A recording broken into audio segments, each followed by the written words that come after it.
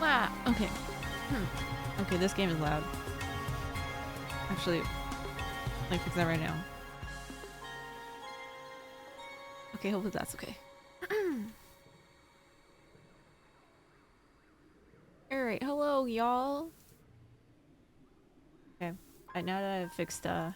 Hi Tiwachi, hi Suds. Yeah, let's go. Hi Javelin. Why is the Sud saying huh? Hi Topaz. Hi Doc. Good day to y'all. Hey, hello.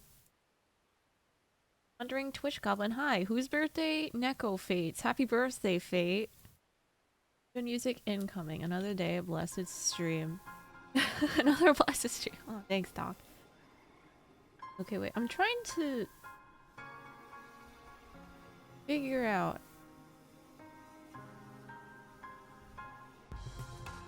how do I get music to continue when I alt tab? Is that a thing?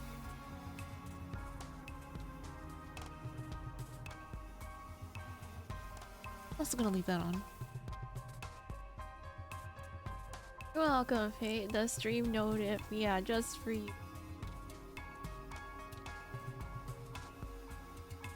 Okay, I know nothing about this game. This was another dono reward from that one charity stream I did, where the highest dono goal was Timochi. Thank you again, Timochi, for being so generous. Gets to choose a game I play, and he suggested I was a teenage exocolonist. So I actually know nothing about this game, other than apparently it hits you in the kokoro, the feels, and all that. But yeah, so we will be starting our I Was a Teenage Exocolonist playthrough today. And I think there's like hella achievements or something, or endings or something that Timochi had mentioned in passing before. That's all I remember. Probably windowed full screen. It is right now, actually. Full screen window. I do window and it still freezes, so I guess I'll just do that. Our window full screen for audio and alt tab, but that doesn't work. Whinge. Okay. Oh, there's gallery. There's content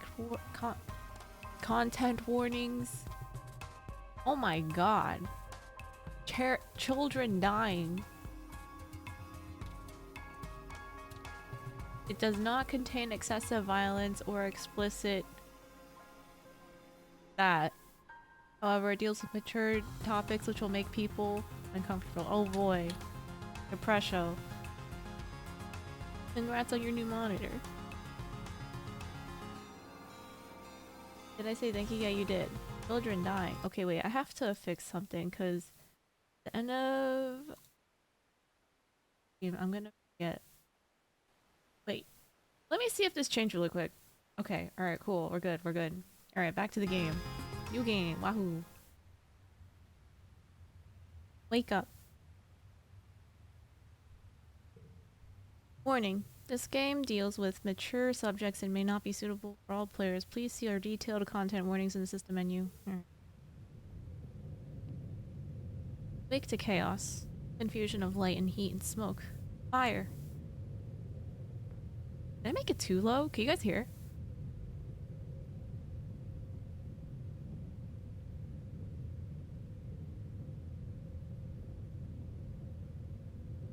Oh my god. Wait. Okay, you know what? I have to do this with... Okay. Oh! Okay. Your head is pounding. You must have hit it and blacked out, but you aren't sure how you got here. Or what happened on Vertumna. Or what on Vertumna is happening. Something important you need to remember. Stomach lurches as the floor crumbles beneath your feet and then collapses. Your body aches and your eyes burn from the smoke. A figure appears through the flames. Your friend. Your friend? Wait, why can't you remember her name? She's gesturing and shouting at you, but all you hear is ringing in your ears. Climb out. Action first, talk later. You try to stand up, but one of your legs folds uselessly underneath you. It won't hold your weight. Friend pulls you out of the rubble. She throws you over your arm over her shoulder and half drags you towards the door. Through it, you see a deep, eerie twilight, dark blue and cold against the heat of fire around you. Low season. Eyes. Shake your head to clear your vision. Is that some kind of dog? Like from Earth?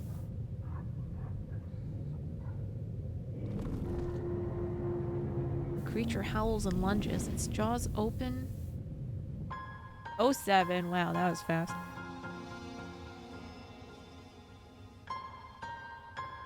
That ain't no puppy.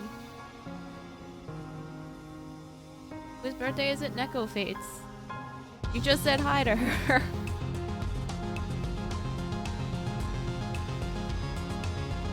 Alright, GG, game over. Wrap it up, everyone. What's next?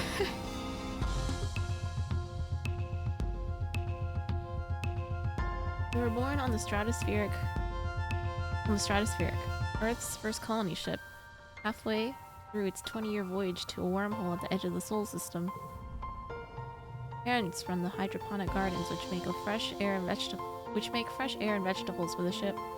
Like the other colonists, they bravely chose to make this one-way journey to the uncharted planet Vertumna 4th, in the hope that they could escape Earth's troubles. They had you the old-fashioned way, merging their genes like they merged their cultures and traditions. They named you Bolana. Oh. You are a bright-eyed child with an active imagination. Sometimes too active, your mom says.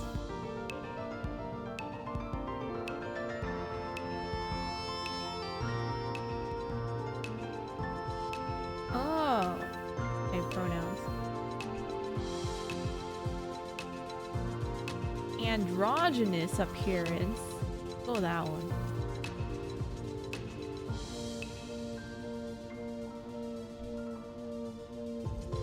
Are playing game is okay. Birthday buddies. Oh my god. Are you and Fate birthday twins? Game is very inclusive, yes. Empathy? You have vivid dreams of things you've never experienced. Dirt under your feet. Skies overhead and endless jungles and strange animals. You wonder if this is what Vertumna will be like. Oh wait. Is this something I choose or no? Guess not. Oh my god, y'all are birthday twins? That's crazy. Well, happy birthday too, Witch Goblin. Every child in the stratospheric is given one genetic enhancement. By age 6, you see the first sign of yours.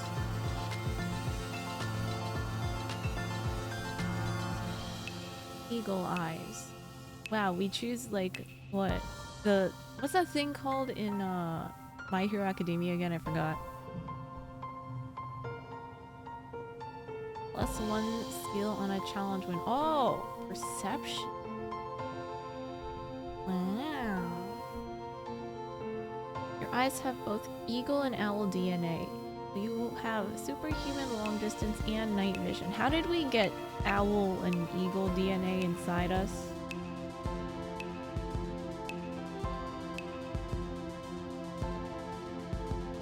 Not the organic way, I hope.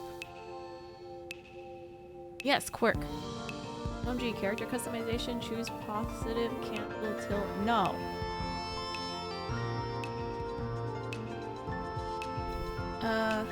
Not only can you see all the way to the hall projector from the back of the classroom, but you can read Professor Hall's private holopop notes. Sometimes they say confidential, which is exciting, but you don't understand most of the big words. The other kids think you're a little weird, except...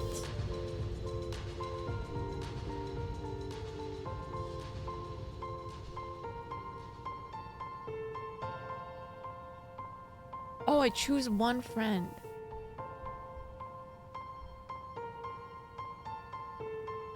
Studious and mature Tangent? Wow, I like her. Tangent sits right up front by the hall projector and always has her hand in the air. She and her twin brother Dis drifted apart when she started genome treatment to make her body conform to her gender. Today, Kang is the girl you always knew she was, but her relationship with this is worse than ever. Yeah, tangent. 10 years old when the ship finally reaches the wormhole. Professor Hall says that it's like a doorway to the other star system, the planet Vertumna 4th on the other side. You run emergency drills for months to prepare. When the day finally comes, it starts with a rumble, and then things start to slide off the tables. You hurry to gather near the escape pods just in case.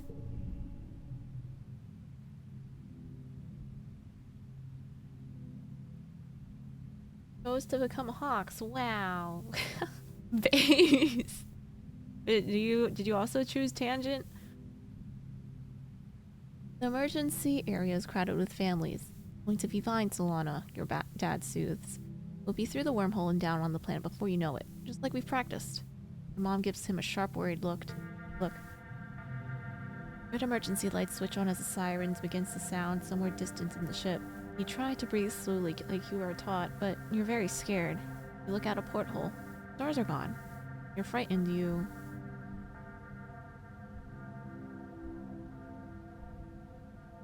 I'm naturally empathetic. Wow, that's...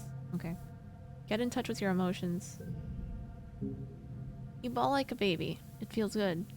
You aren't the only one. Nearby, your classmate Tammy has tears streaming down her cheeks. Mars is trying quietly to console her. She sighs as your cry makes Tammy wail even more loudly. Your dad puts his arms around you as you let it out. You wait. The shaking builds. And everything starts to get very weird. Always stretches, and you're stretching too. Arms impossibly long. Your head feels like it's slowly filling up like a balloon and contracting down to the size of an atom at the same time. Is this the wormhole? You hear the distant, ominous squeal of metal giving way as the ship shudders and lurches in slow motion. The weirdest part is the sense of deja vu. Sure, this has happened to you before, and you know somehow that everything's going to be okay. Shuddering reaches a crescendo. You hear an impossibly loud crunch and feel weightlessness for a few seconds before gravity slams you back against the wall, head first. Blackout. As you slip unconscious, you feel yourself twisted out of the time. It's today, yesterday, and tomorrow all at once. More than just one tomorrow. Lots of them. Different tomorrows. Find yourself in a place that you know from your dreams. Filled fields, dramatic ridges, and a stranger, but also not a stranger, grinning as she grabs your hand. Hurry up, she says. I'm not letting you miss this. Distantly, you can feel the ship shaking as stopped, and you hear your parents' worried voices. Feeling safe, you slip further into the warm embrace of the stars. You drift. Gradually, your consciousness reforms. You wake up. In the medbay. Amogus! The medbed under you plays a soft tone, and an automated voice speaks. 2 weeks have elapsed. The patient's cranial injury has completed healing. They may now be safely discharged. As the fog lifts from your head, you realize something seems different about this room. Oh, right? Try to focus on the window.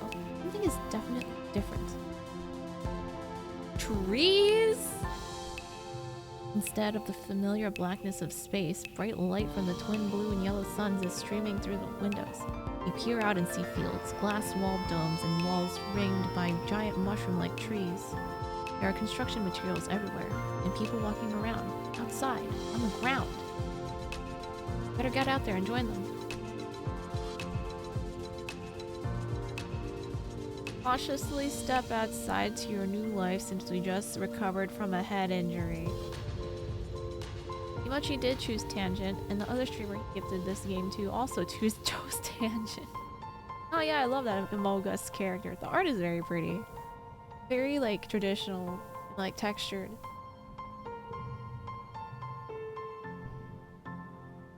Oh, we actually get to move! Alright guys, this is a medbay. Amogus. Map. Seems. Oh! Tammy jumps as you step out of the ship's quarters behind her. You're awake! Are you all better? Better go see your dad. She points southeast towards some weird pepsic domes. I'll click on the ground. Characters talking. Prado Pop. This is oh, yeah, this is Tammy. Tammy looks concerned.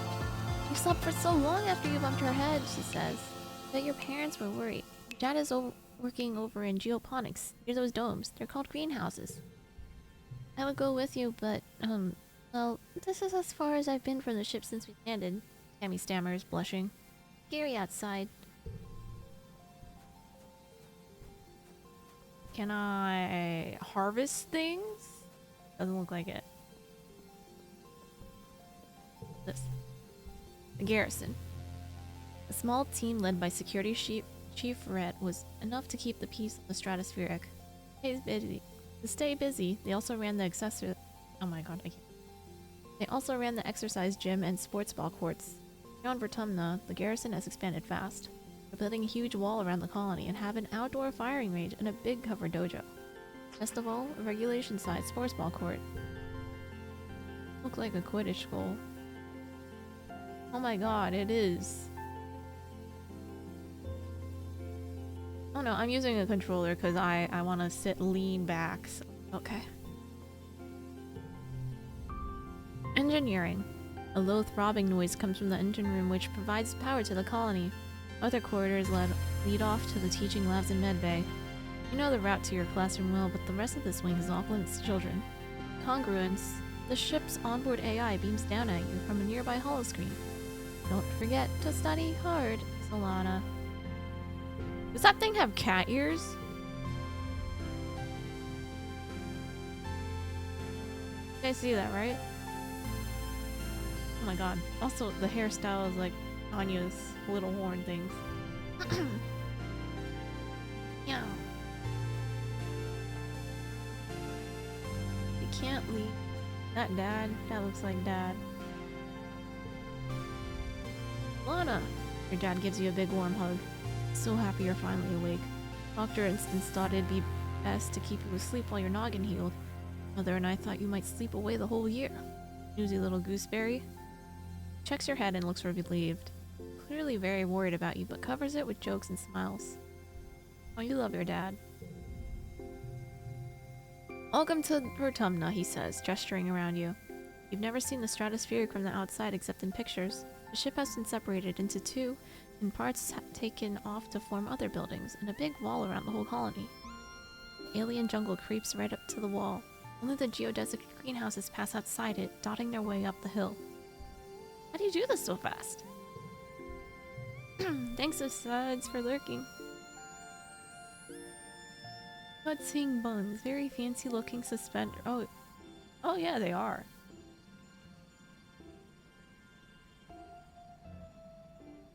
I miss that.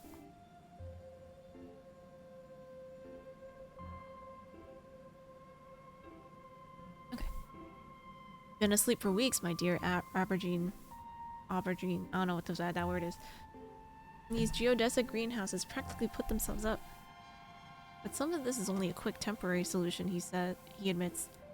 We'll keep growing and improving things, and our little colony will be as big as a whole city. Oh, and before I forget, he pulls a package out from his satchel and hands it to you. You blink and stare at it blankly. Know what day it is? He asks. You honestly don't. You remind him that you've been asleep in the medbay. Happy birthday, he shouts, wrapping you in a warm hug. Wow, happy birthday, Fate and Goblin. Well, thanks, Fate. Aubergine is the German word for eggplant. Oh. OMG, Fate's an exocolonist? I guess so.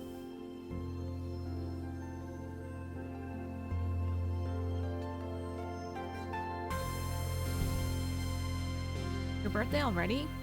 You feel a dizzying sense of deja vu. You stare hard at the wrapped package. Exactly what's in there. You remember it. No, you dreamed about this package some years ago on the ship. Inside will be a small medallion in the shape of a sun that your dad made by hand. Open the package. No. How did you know that? It's exactly as you imagined, as you dreamed. You feel a feeling of panic rises in your throat. Hand shakes. But how? Your dad notices. Are you okay, Solana? Snaps his fingers. Dr. Instant shouldn't have let you out so early. Sometimes those sleeping meds take a while to wear off. Might make your head feel funny for a few hours. You nod. Maybe that's all it is. Someone shout your dad's name. Listen, I'm so sorry, Solana, he says, but I have to get back to work. There was an accident when we landed and... He stops himself. Don't worry. I'm going to fix it. Your mother and I.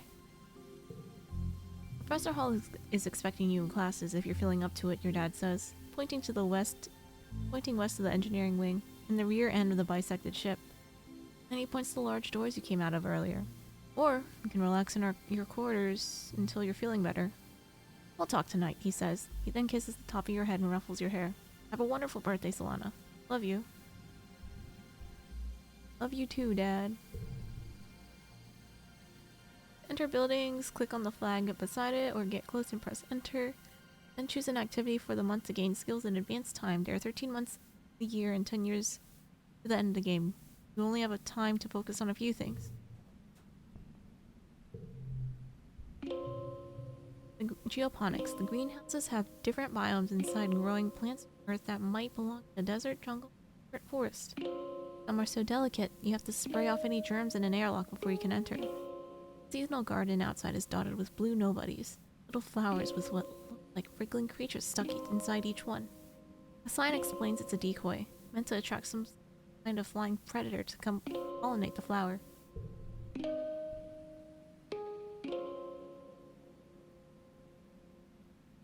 Just noticing that Kana didn't change her character name. What's wrong with Solana? Command. Command is a warren of long hallways with doors off to tiny nondescript offices.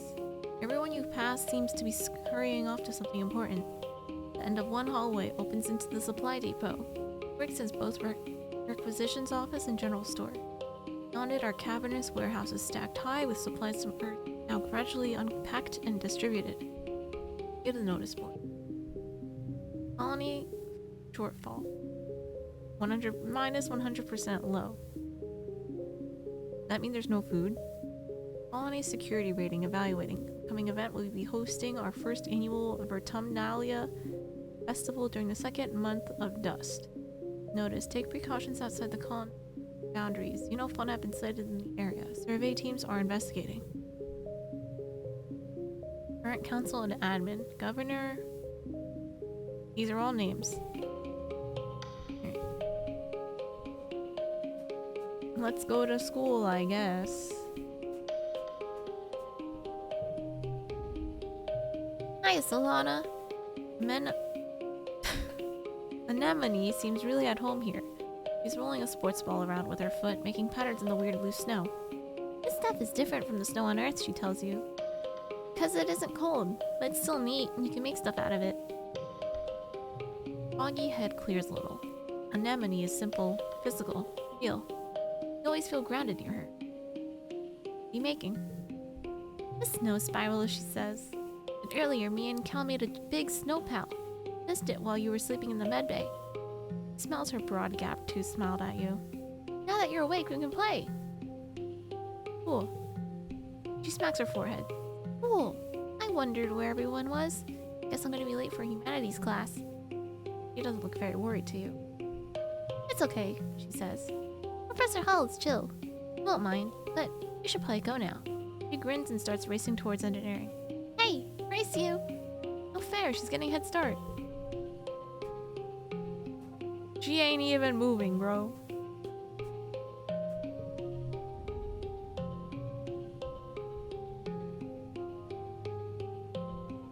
I stress. It is Poggy. Anna has headed up to here with these hard to pronounce words. Nah, it's okay. 2 creativity, 2 persuasion. Biology, 2, 1 reasoning. Why are both of these stress? We get to kill folks in school to level up and gain powers. I don't know. We'll find out soon. Life sciences. Good afternoon, my burgeoning biologists and up-and-coming chemists. Professor Hall welcomes you back to your old classroom. This afternoon, we'll learn what I'd like to call wet sciences. He gestures to his hollow-projected lesson plan. Biochem, medicine, ecology, and geology. Learn a little bit of everything with opportunities for further studying your favorite field. If you're looking for something a little drier, come try registering for engineering classes. For today's lesson, Professor Hall tells you, start with a fun group project. He's studying the mush tree, a prominent natural resource native to Vertumna. In ideal conditions, it can grow at a speed of over a meter a day and have a diameter of up to 30 centimeters. He stands on his tiptoes and gestures to illustrate. Your team will experiment to find those ideal Your team will experiment to find those ideal conditions. You're teamed up with Tang and Cal and are given a mush tree spore and a bucket to grow it in. The rest is up to you. Tang looks up Surveyor's notes on the holonet. Mush trees, she reads, are most abundant in the south of the colony in the stormy, moist regions of the subaqueous swamp. If we use water instead of soil, Cal suggests. They do with hydroponics? Tang nods. They like wet weather, that might work. Lana, do you have any suggestions?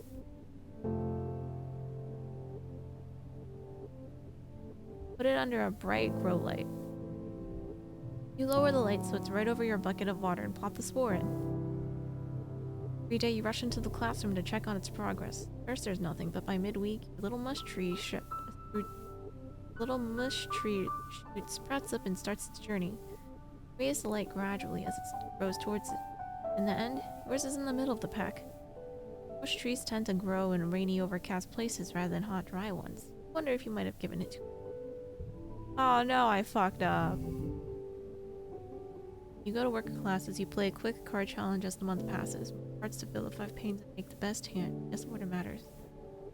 If your total in the circle on the right reaches the goal value, you win. Depending on your cards, some challenges cannot be won, but you still get a reward for doing your best.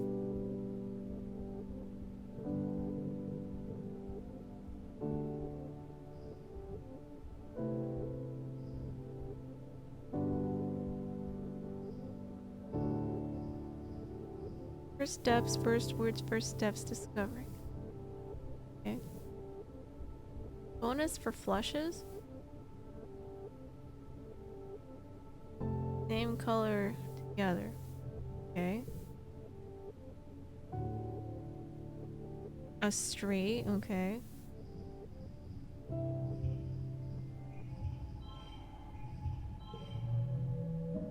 Oh. Wait, did we won? We won? Or lost? I don't know what happened. I thought I could choose all 5. Your skills increase when you go to work or go to school. With extra skills, you win the challenge and a kudos bonus if you make the highest score with your cards. Working also increases stress, which prevents you from working if it reaches 100. To relieve stress, take a month off to relax in the... Okay.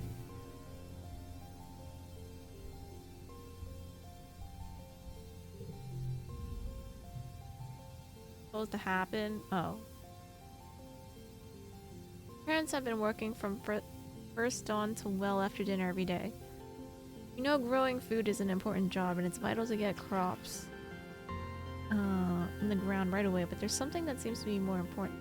There seems to be something more important than that. Or something more than that. Such a change from growing up in the stratospheric. When you saw them all the time, you stay up and wait for them at night before going to bed. So you can tell they're exhausted. Great effort to spend time with you. Sorry we haven't seen much of you, little gooseberry, your dad says. Your mom watches you as she works a pebble out of her gardening tiller, which also serves as a crutch. How have you been holding up? I learned some stuff in school. I'm glad to hear that, your mom says. I want you to study hard, work hard, and stay out of trouble. Okay. Your dad smiles. Professor Hall will give you kudos if you get good grades. You spend those at the depot once it's open. You know, says your dad, raising an eyebrow at your mom. I think there's lots of different ways to learn, and school's just one of them. You can learn from working on a hobby or by helping a friend. Your mom shakes her head and sighs, but you can both tell she's trying to put on a gentle expression. We both agree that this colony is an experiment.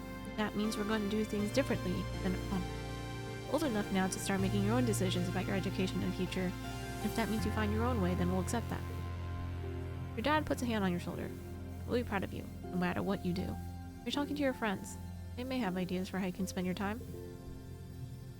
And come by Geoponics, your mom adds. We could use your help.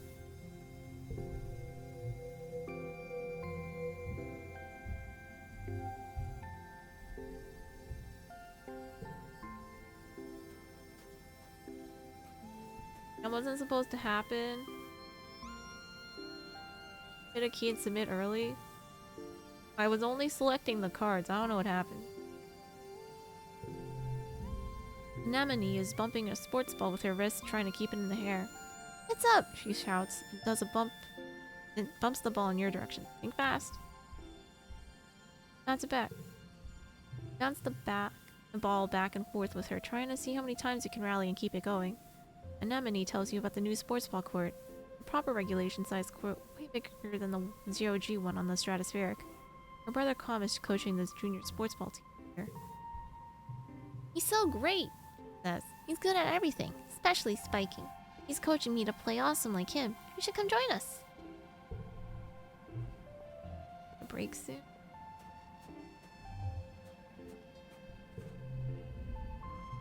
"Hello, my little potato," your dad exclaims, smiling warmly. "What have you been up to today?" "Hanging with friends." "That Cal's a good boy," he says. "Have you seen Anemone? He's been out by the garrison playing sports ball. I think she's spent every day outside since we landed." He chuckles to himself. "What happens when you've got enough brothers to make your own sports ball team?" He breathes deeply and looks around. Tumna is magnificent, isn't it? Nod. "Seasons," he shouts, throwing his hands wide. "Yes, seasons." Back on Earth, it got much, much colder. The snow wasn't half as pretty as our spark snow. He sighs, stretching. "You just wait until dust season. Both the suns will be high in the sky and it'll be real hot then."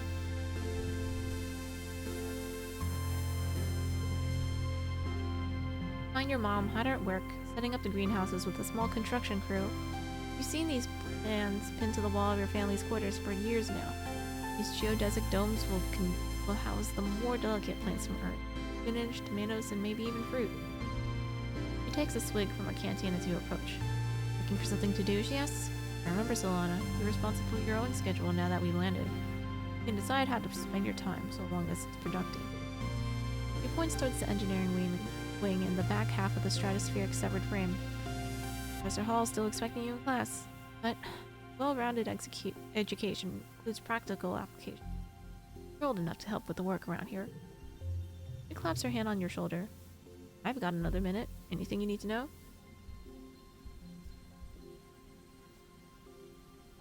"Doing in geoponics." She looks down and nudges at the sprout growing between her feet. It's green, the color of earth plants. "We're doing our best," she says, "but it hasn't been easy. I just hope the potatoes and corn can handle the weather here," she says, glancing up at the sky. "It rains like hell in the wet season." She looks at you. She takes a long look at you, up and down. "Growing so fast, Solana. You're still too young for real farming." Said, "Well, there's a lot of soil that needs to be hauled." Seeing your disappointment, she nudges you on the shoulder. "Don't pout. It'll help build those muscles. You'll need them now that we're out in the real world, doing real work. Out here, we have to rely on our physical strength." Flexes her biceps. Mom is really strong. "What's happening in engineering?" "Al's teaching classes on life science, engineering, and humanities. If you pass all your tests, maybe he'll let you work there in a few years." "Your father thinks you're old enough that school is optional." "I don't agree, but I'll be honest with you," he says, gesturing to the fields. "You need every pair of hands we can get. You want to work with me here in geoponics? I'd suggest studying life science. If you don't have a good grasp of biology and ecology, I'm going to stick you on shovel duty." "What can I do in the quarters?" "Need a break," she advises. "You can visit the lounge and see your friends." "But," she warns, raising a finger, "I don't want to see you lounging around all the time. You need to work hard too." "What's the garrison?" "Security Chief Red is organizing a sports ball team. You used to play, didn't you? Back on the ship? It'll be different here with the planet's gravity. All the adults in the colony, Rhett and your mom are the most like soldiers you see on the holovid." For a moment, you think your mom's going to suggest something else, but then she shakes her head. "You're too young for defense training, so don't worry about that yet. Just enjoy yourself and stay out of trouble." "What's going on in command?" I think said that they need someone to deliver supplies from the depot. They're also setting up shop there. You got some kudos to spend. Of course, that's where Governor Udicott works. But you shouldn't bother her. She's a busy woman and doesn't have your mother's patience with kids. You try not to giggle. Your mom isn't usually known for her patience. Can I join expedition? Oh, you're too young to leave the colony. It's dangerous. She shakes her head. Father would be worried. So much we still don't know about the world out there. Let the adults find out. Maybe you can join them in a few years when you're older. He gives you a stern look. He isn't going to budge on this one. For now, stay inside the walls. Alright, bye. Who's this? See Diz sitting on the ground beside some bushes. Is he hiding from someone? He seems to be watching the gate and the wall to the south, where grown-ups are coming and going. Kids aren't allowed past the walls, he says quietly without looking up. Yeah, there's nothing to be afraid of, but then why do they need walls? You stare at the gate and have a sudden rush of memory so strong that you think you might faint. Imagine something crashing through the wall. I think it's ginormous and dark and wiggly. For years in space, you've had half a man-bird, nightmares of monsters, of your ship being destroyed, of sifting through wreckage that used to be your home trying to find something. Dad always told you the dreams weren't real. Breaking you from your daydream, Dis whispers, I think there are monsters out there. I believe you. You don't, he says. You're being sarcastic. I can tell. Nobody believes me. He turns his back and ignores you. He's blushing, though.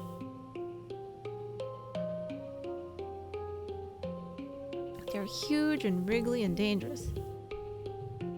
Not making fun of me, Dis pouts. You're as bad as Mars. You didn't like that. Okay. Sharp whistle interrupts your thoughts. Hey, Solana, come here, I have a job for you. Mars calls out. You walk over to Mars, who's sheltering from the snow under the ship's overhang. So gross here, she complains. This spark snow would ruin my good clothes. At least on the ship we had climate control. Ugh. Tammy made me some soy sweets, but there's no way I'm going out there in all this weather, she continues. Since you like running around in it, could you fetch them for me? Or? Good, Mars claps. She's probably just down the hill near our quarters. She sighs. Scared to take more than a few steps from the door. All she wants to do is hide inside and make sweets.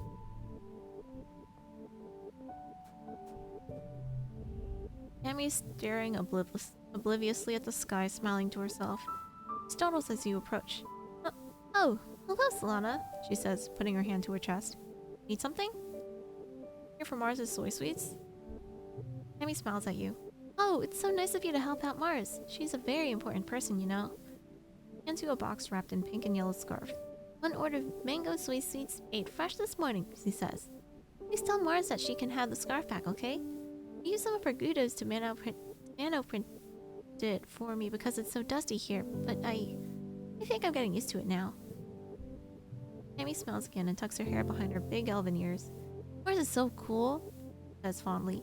Sometimes she's kind of bossy, but I know she really cares too.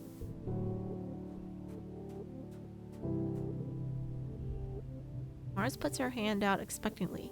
Give it here. I ate that.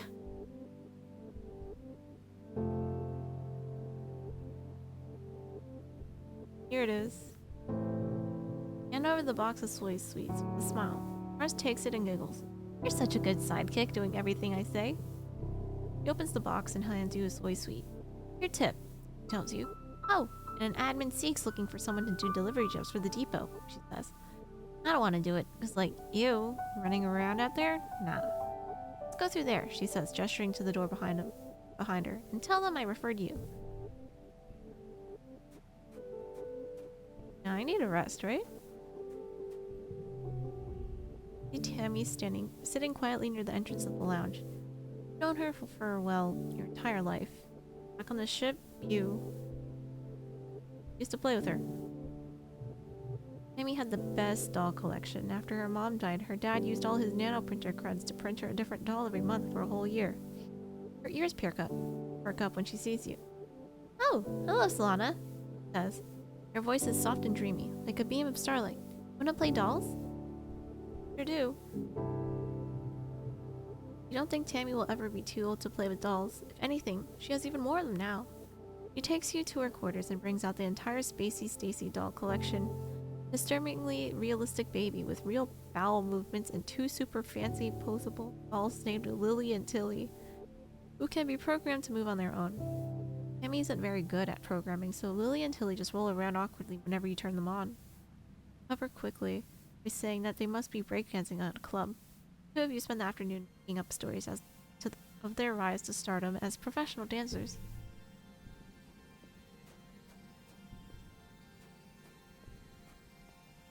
Else?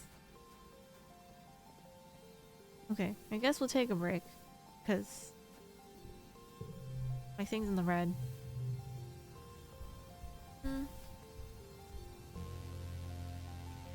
Chip's quarters are where everyone sleeps, eats, hangs out. Private bedrooms are small, so you share one with your parents. So colonists spend most of their time in the big common area. There's a lounge and a cafeteria, and a creche where all the little kids and babies are raised communally. Let's relax in the lounge. It's nice to take some time off to chill after all the stress of school and work, not to mention the mental toll of just living on this unpredictable planet. Like you're not the only one who needs some downtime. Some of the other kids are relaxing in the lounge too.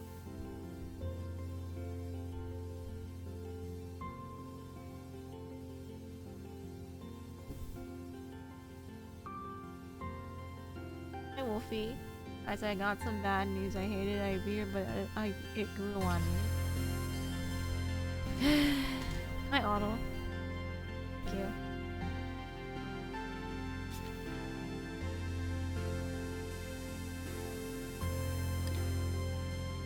Okay. Who is Cal?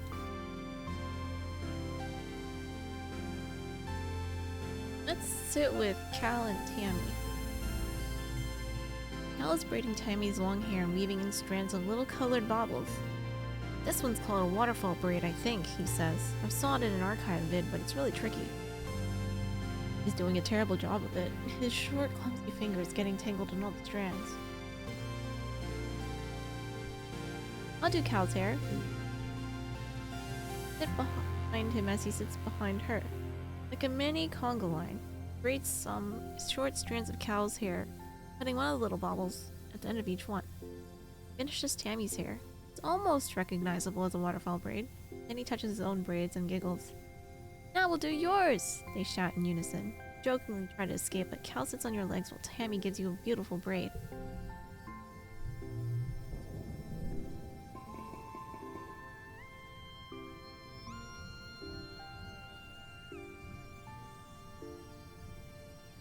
I choose one to discard, right?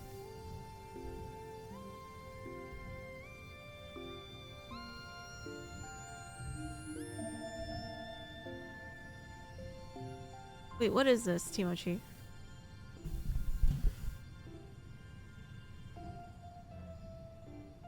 Okay, choose a discard.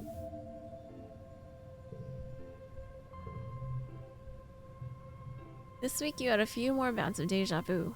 Remembering what somebody is about to say or do just before they do it. Sometimes they actually do, but not always. Morning, you were sure Professor Howell was going to trip on the uneven floor in the cafeteria and spill his plate of hash browns. You even told Morris to watch. He didn't, though. As Professor Halls walked away, his hash browns safe for today. Morris called you a liar and a dummy.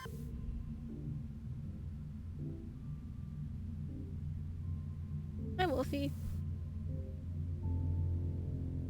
Won't show up in your hand anymore. Okay. At night, your dreams are all mixed up with stuff that you know it can't be real. Chased by monsters the size of buildings, only to be saved by strange people you've never met. You're holding hands with someone you love. You're crying as you help lift a shrouded body onto the colony recycler. Everything seems so familiar, but when you try to recall their faces when you wake up, they're smeared in your memory like wet paint. But what if those things haven't happened yet, but they will someday? Anytime you try to tell someone, you think you're playing a trick, or that you're sick and you need to go to the med bay. You eventually decide to stay quiet about your strange dreams. Why? Superpowers are fun. Start keeping a private journal in your holopod. recording the events where you remember something before it happens. You also write down your dreams. When they had that feeling of being real, you like the idea of being magic and seeing the future. Some of those dreams are very scary. Hope that, like Professor Hall's hash browns, they don't all come true. Oh, announcement sus? Oh, whoops, did I forget?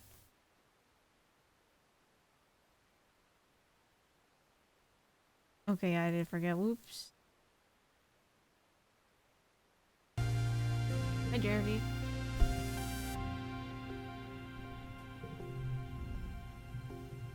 Tammy has barely left the safety of the ship's quarters and lounge since you landed. She's looking fearfully out from the doorway.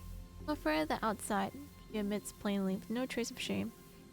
My dad says I need to take baby steps and that it's okay if I approach new things at my own pace. Why am I so low level for everything? Hey, my friend. Tangent is hunched over her hollow palm, frowning and poking angrily at the air. She speaks without looking up at you. Professor Hall wants us to prep a list of native flora with pictures. There should be a catalog on the colony holonet, but I can't find it anywhere. Make your own list. Tangent is dubious, but agrees to try your idea. The two of you run around the colony yard, taking pictures of all the different vertumnant plants you can find and making up fake, sciencey sounding names for them, like Wonkius shrubbius and Purpuleus gracium. After an hour, you've categorized 51 different species. Hong doesn't believe it's a very complete list, or a very scientific method, but she figures you must have learned something. Tangent sniffs the air. Stinks out here. Not just one stink either. Every day it's a new stink. It smells like. She wrinkles her nose. Like that time the waste reclamation unit broke down. Yuck. You haven't noticed the smell. She sure is sensitive. Maybe she likes the stale air inside the ship better. Hi, Fairy. Luckily, I'm a huge fan, so I checked to see if you're offline on Twitter. Wow, thanks, Jeremy.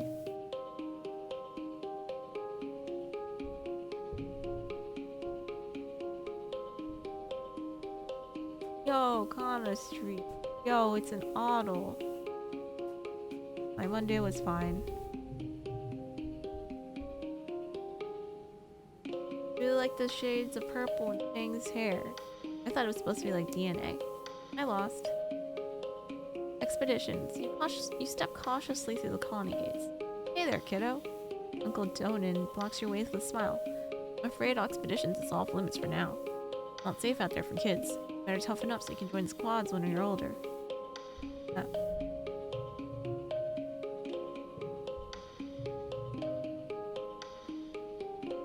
Prosaic plains lie far to the north of the colony, where the higher elevation and natural tilt of the planet makes chromatic snow fall more regularly in every season. Though prone to sudden storm flurries, the plains are a relatively safe place to explore, filled with mostly herbivorous xenofauna. Oh, we're in the middle. What's the bestiary? A float cow. Pop. Manticore. Bird. Float cow, a cumbersome looking creature, are actually lighter than air due to large helium sacs. They produce milky substance.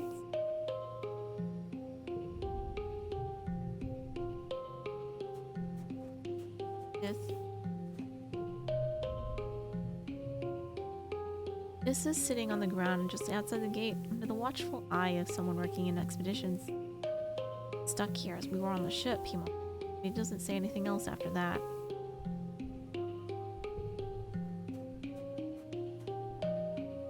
Oh, that's Cow. Cow's riding around the geoponics gardens on his hoverboard. The board comes to a sudden shuddering stop on the rocky ground in front of you. Cow falls off, but catches his balance before he eats dirt. Hey, Solana! Oh, real ground is way harder to hover on than ship floors. There are bumps everywhere. You hoverboards don't work. You'll have to adapt. Yeah, Cal exclaims. Things are actually way better planet side. Hovering outside is rad. Look at this! She He runs over to a small depression in a nearby hill and presents it like it's something amazing. Look at this! It's a skate bowl! Cool, can I try? Sure, but please be careful. Mom says if I break my hoverboard, we can't make another one. We take turns riding around the bowl, trying to get up enough speed going down one side to come back up on the other. We don't land any tricks. It's hard just staying on the board with this uneven ground, but it's still fun. Yay.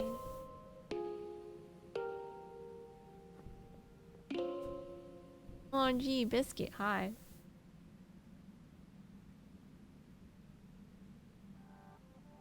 Why is this the first thing Biscuit says coming in here is yes, I'm gay. I'm looking for an Asud so we can answer my DMs. He's cooking. Kirby says hello, it's me, Asuds, I'm right here. Kirby says feel free to DM me, Biscuit.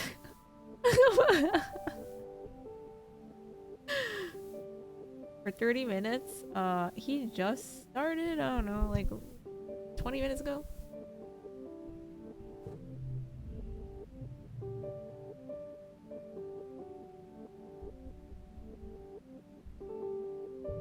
Wait, even if we wanted to shovel, we can't?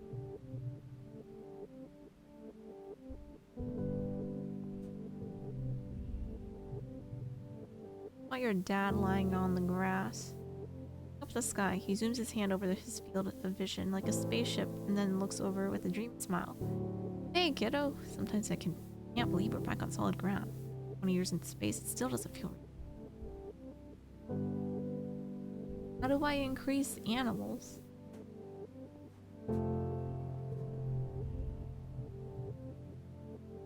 I have all these kudos and nowhere to spend them yet, Mars says, sighing. Zeke says the depot store won't be open till next year. How am I supposed to show off how much better and harder working I am than everyone else?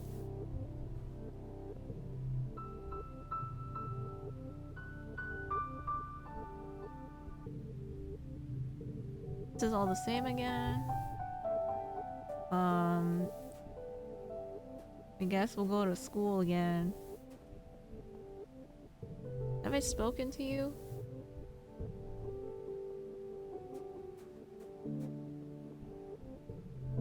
Marry the woman. I don't know how.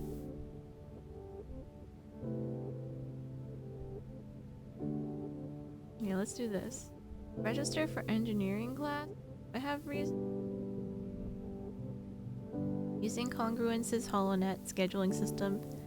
Almost a test on its own. You feel like a hacker navigating a confusing interface, but manage to add your name to the list of drop-in students.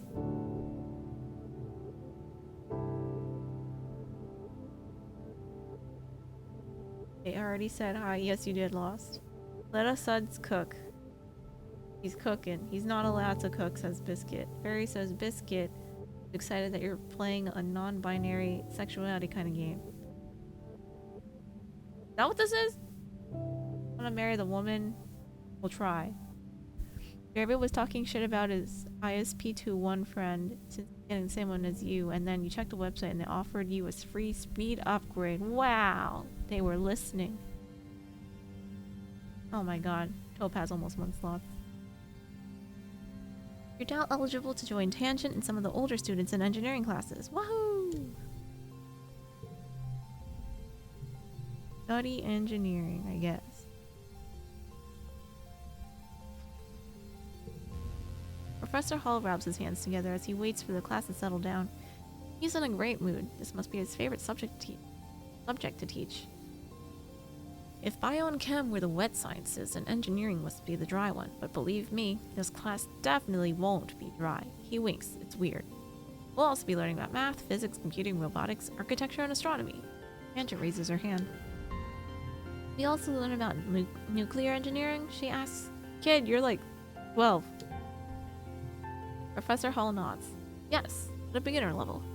We'll have an overview of atomic theory, and take a field trip to the engine room to learn how our ship's nuclear reactor works to power the colony. Looking for a harder difficulty? Da-da-da.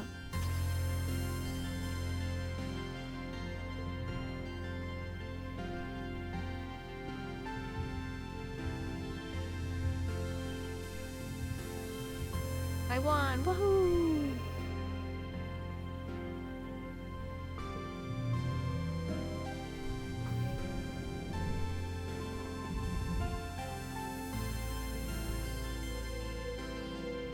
Oh no, it does. But they're like 10 years old. They're not, you know.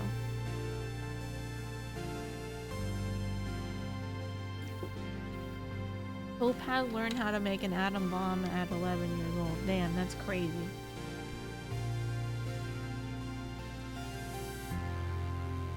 Did you not go walk around? Did you not just go walk around between... Didn't I? Oh, now I'm 10 years old. See, we weren't even 10 years old. No, wait. She wasn't even 10 years old.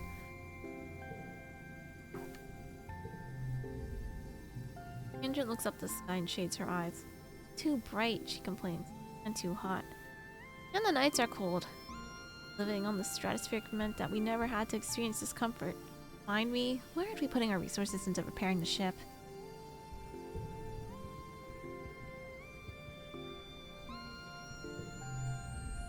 Emily holds her stomach as you approach.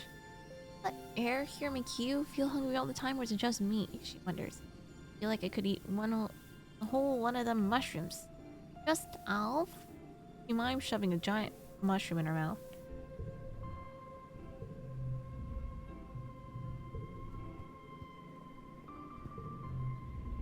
Emmy's dad is the head of expeditions, which means he's out surveying the jungle every day. This morning you see her crying in the doorway as she leaves. I like when he goes out there. She sniffs after he's gone. But he's so brave. And so are you. That's why I like you, Solana. Al is crouched beside a big puddle, staring into his reflection. So amazing, don't you think? In the Strato, we could only have very short showers, and we had to reuse the same water over and over, he continued. Here, water just falls out of the sky and then lies around in puddles. Lakes, even. The whole thing. Happy watering bot trundles by.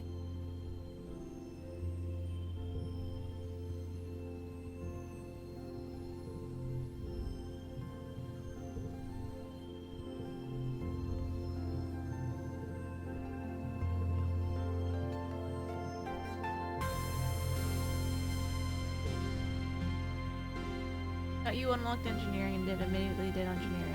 It was unlocking an engineering separate task that did take time. Engineering did not take any time. I did unlock engineering and immediately do engineering.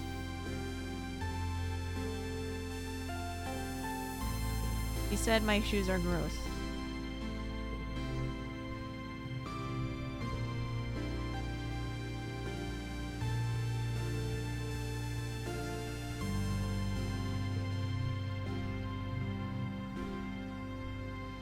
Okay, not time to relax yet.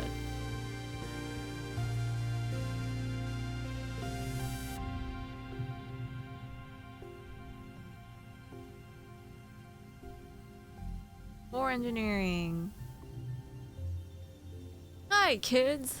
The ship's onboard intelligence Congruence slides into the classroom on her ceiling track in the class chairs. Congruence is so cool. She's like a person, but also a machine. She knows a lot of jokes and can tell you anything about space. Never gets bored or frustrated by your questions. Well, know me, she says, but I'll bet some of you have questions about how I work. What do you want to know? You know so many things.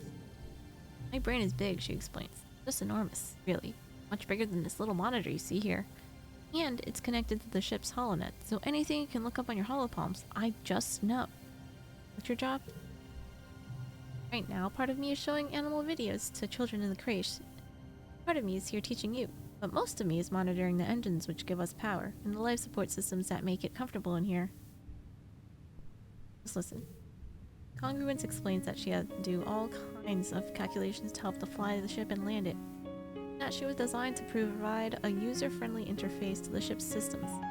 But Hal has modded me to be far more than that, she says proudly. Now I can even tell jokes. Why did the computer cross the road, she asks. I don't know why. Okay, just listen. Congruence smiles widely. It's a bunch of, binary.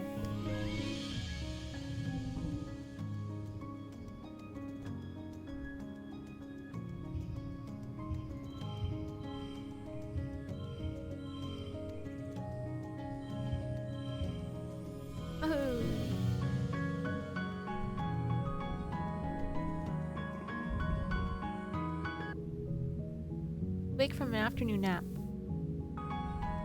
Went into the pink tinted light slanting through the windows. Must have fallen asleep in the lounge. Tammy's shadow falls across your nest of pillows. Oh! Sorry, Solana, she says, giggling. Didn't mean to wake you up. It's just so nice outside with pollen sparkling in the sunlight. I wanted to open the windows. You rub your eyes blearily. Ugh, you were having the weirdest dream. Since you're awake, you should visit the cafeteria. Auntie Sedent is making a new kind of candy. She says it's made of cotton. That weird. I have to go tidy the creche first, and then I'll meet you there. Save some for me, okay? Amy skips off towards the creche, humming to herself. Go get that free candy. In the cafeteria, Auntie Sedent is cheerfully handing out masses of pink candy, puffy and soft like clouds. Oh, Solana, she says, handing you a wad with some candy spun around the end. Here, try some of this. Used to have it on Earth. You pull off a piece and give it a taste. It's so sweet at first that your mouth puckers. Never tasted anything so sweet, so real. Not at all like the sweets that the kitchen nano printer can make. It melts in your mouth, leaving a gritty residue on your tongue. Wait until everyone's gone, but it never shows up. You look down at the cotton candy in your hands. It wilted a little from the humidity. But it's kind of like her hair, you think. Pale pink and so soft. Keep some to give to her later. Relaxing in your family's quarters after dinner. Mom had to run off on some kind of council business, so you and your dad are playing a holo game together. And you're just about ready to head off the bed, your mom returns. You can tell by the defeated slant of her shoulders that something has gone terribly wrong. Your dad starts to ask her what happened, but she waves him away and approaches you. She sits down and takes your hand, holding it between two strong dirt creases. Alana, so sorry to have to tell you this, she states. She starts. Her mouth quivers as she swallows, working on the next words. There was an accident this afternoon. In the creche. Classmate Tammy died. You try to understand her words. Tammy? Dead? Not possible. Suddenly remember the cotton candy you were saving to give Tammy. Get fluffy, like her hair. Put your hand in your pocket to get it. But what comes out is a sticky dark red lump of hard goo. Stare at it. Mind blank. Ask what happened.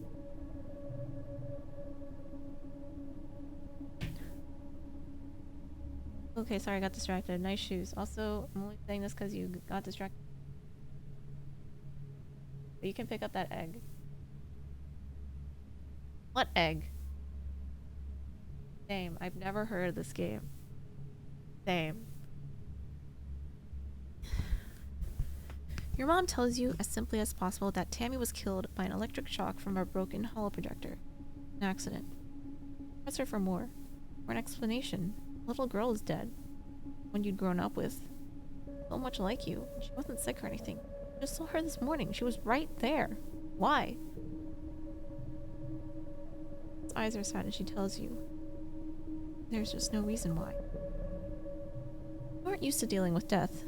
You don't know what you're supposed to say or do. You sort of mumble okay and then get changed and crawl into bed. A full hour before your bedtime. Try to fall asleep, but you toss and turn for hours.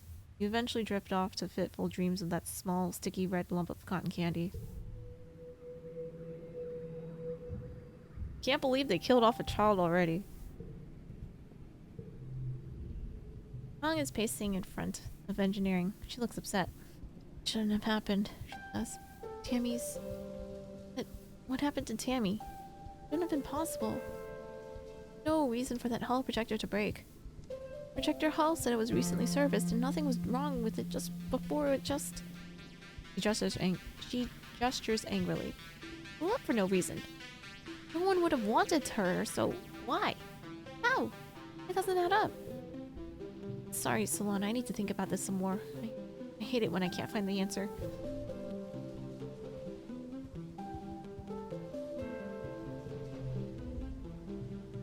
Al's sitting in your mom's flower garden with his face in his hands. Been crying all morning and probably all of yesterday too. He and Tammy are really close. Whenever you guys used to play house in the creche, Tammy was always the mommy and Cal was the daddy. Though you were just little kids, kind of always giggled about how obviously they were going to be together forever. Like a princess and a knight. Miss her too. Too. It's looking up at you. You can see how puffy and red his eyes are. Really, really do. I've always liked these flowers. He mumbles. Sometimes I pick some for her. He runs his hands over the pretty white flowers. Don't tell your mom, okay? Tears well up and slowly leak out of his eyes. He doesn't even blink. He just stares at the flowers as the tears run down his cheeks. I decide to give him some space.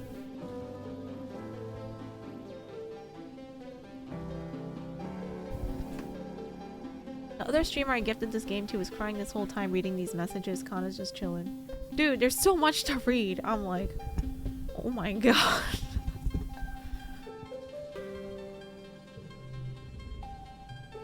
You can't hurt me anymore. You believe Tammy died? This asks morbidly. I heard Chief Engineer Instance tell someone about it. Lowers his voice. Tammy got shocked by a broken hall projector. The one in the crate with the dancing teddy bear. Remember? She touched it. She got chucked all the way across the room. Makes a sailing motion with his... Damn. Dead before she even landed. I didn't want to know that. Oh. Sorry. This replies, tucking at the sleeves of his oversized jacket. I'll shut up now. Sorry. Ugh, this is so weird. Anemone is chucking rocks at the strata, sending metallic clangs ringing across the colony. Stupid planet, she yells. Stupid crate, stupid spaceship! She bends down to pick up another rock, but instead she just sobs and braces her hands on her knees. Stupid everything! Why'd she have to die? It's not fair. Humans aren't supposed to die.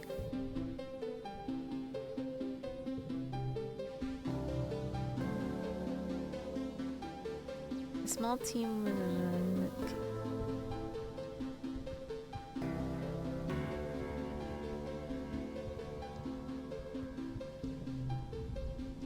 Mars is staring into space, looking somber.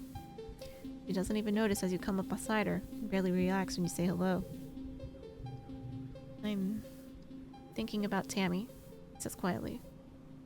Used to sit down the hill there, that spot in the sun.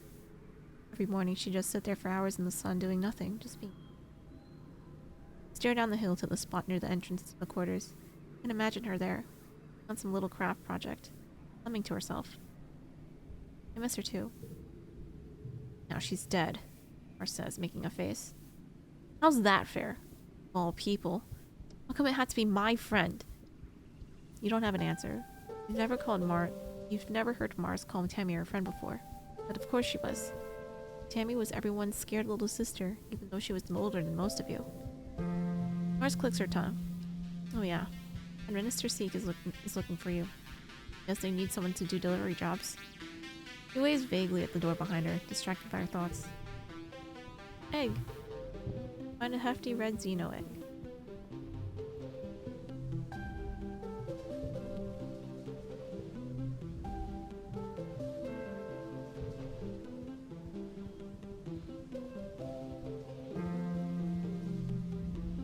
Your dad gives you a hug. How are you feeling, Blue Solana? He says. Things will start to look up soon.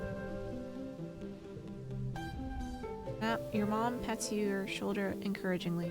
So sorry, Solana. Egg.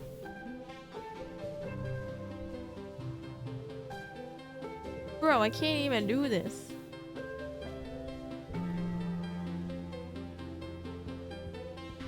Alright, let's work the stress away by shoveling dirt.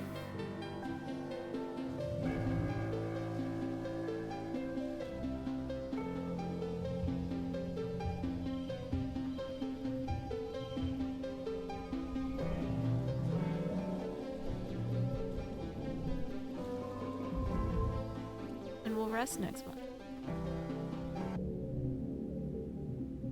Lonnie's going to hold a funeral for Tammy. Want to attend? If you don't feel up to it, you could just skip it and take the month off instead. Or you can get back to work. Tammy, who? Yes, I'll attend. The colonists gather in the recycling room. Bringing organics down to be recycled here is one of your chores. You've only come here for a funeral twice. Both times the colonists had passed away from natural causes during the 20-year-long journey from Earth. This is the first time there's been a funeral in Vertumna. And the first time for someone you actually knew. The mouth of the organics recycler has been polished and the wreath of yellow flowers placed over the opening. Inside you can see a shrouded figure. Emmy's small, fragile body. Emmy's dad, Uncle Tonin, is here, as well as your parents, Auntie Sedent, and the rest of the council. Elle is here with his mom and her partners, already crying in their arms. Her room is packed with people. The feeling of grief is so thick you can taste it in your mouth. Governor Udicott stands before the assembled crowd. There are no words to ease the pain we feel today, she begins solemnly. There's only the sad company of those of us left behind to share the burden of that grief. Tammy was our child, one of the first humans to be born in space, the first to die on an alien planet. In her short life, she exemplified the very arc of human accomplishment, heading hopefully towards life beyond our humble Earth. She is the first of us who can truly call Vertumna home. Passing was as senseless as it was sudden. Losses like this are impossible to hold within oneself. A painful reminder that life is impossibly precious and fragile. But they always also remind us, as always, that as a community, we are capable of great strength. Udicott closes the door to the recycler. You hear Uncle Tonin sob over the hum of the particle disintegrators beginning their work. As a community, we remember Tammy. As a community, we return her body to the soil that nourishes us. In this way, Tammy, our child from the stars, will never truly be lost to us. The ceremony is adjourned. A few people stay back to console Uncle Tonin as he keeps vigil with the recycler. Al and Uncle Tonin hold each other and weep openly. Your mom stays behind to receive Tammy's remains. As the head of geoponics, she'll be responsible for adding them to the colony's precious supply of brown soil from Earth. Your dad, I guess that makes sense, but also feels wrong. I don't know. Your dad accompanies you out of the recycling room. He clears his throat. I want you to know that you don't need to be okay, he says, clasping his warm hand on your shoulder. Want to take the rest of the month off? Everyone's going to understand. Yes, let's take the month off, because I need to.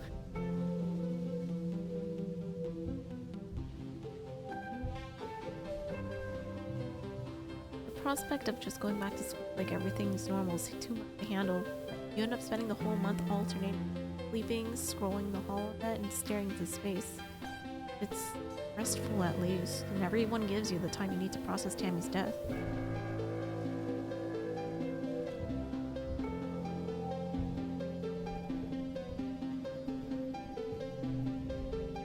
Cal's mom, Tira, is sitting with Cal against the makeshift fence that surrounds the gardens. Cal looks absolutely shattered. Tira rubs his back comfortingly. He sees you and musters up a brave smile that doesn't reach his eyes. Hey, Solana, it's good to see you. Found something that you might like. Egg. Is that an egg? Cal exclaims. Wow, I wonder what's inside it. Still warm, maybe we can hatch it. Lifts it up and scrutinizes. I mean, he's always talking about wanting to eat a big old alien egg, he says. If this one's not fertilized, I'll give it to her. Oh, she looks okay. Maybe we should have given it to her. Oh, found me. This is adjusting better than you'd expect it to life on the surface. He's already found new places to hide and do whatever he does out there by himself. Does this interest you? Oh, I can just pick things up and give them to people.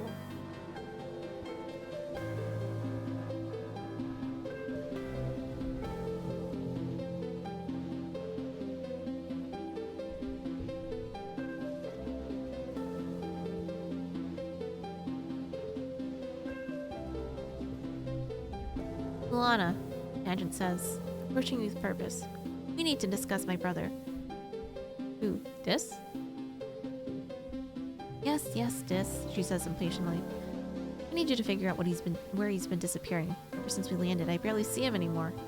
He doesn't even come home at night sometimes, and I'm not on very good terms with my brother as of late, but people are becoming worried. You get the feeling Tang is the one who's worried, but she doesn't want to admit it. I'll talk to him. He probably won't tell you. Newton's apple. He won't talk to me anymore. You may have to follow him. I would, but everyone in the lab would know I was gone. No one cares where he goes during the day.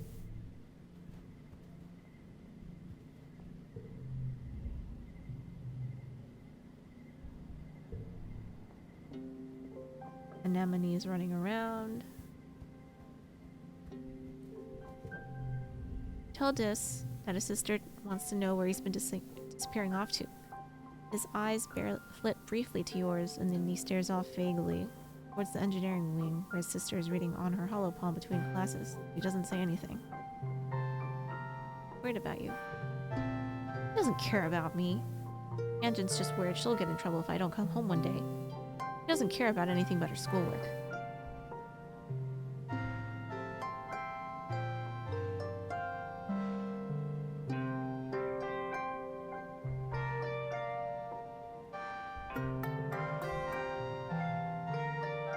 When we leave him alone, his shoulders just slump in relief as we go. I think if we try to push him, he doesn't like that. Harvest a sturdy mushwood log.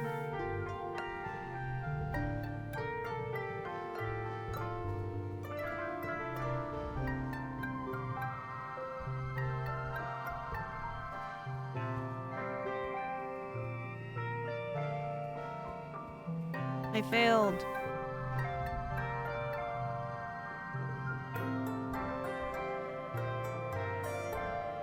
Have you gone outside the colony yet? Tang asks you. Heard all sorts of terrible things. Regardless, we're not allowed to stray from the gates unless we're on an expedition. Not that it stopped my brother. Okay, fine. What if we give her brother the log? Want this log? Thank you. This says, clearly unsure what to do, how to react. I'll, find something to do with it. Damn. Alright. So those are gifts.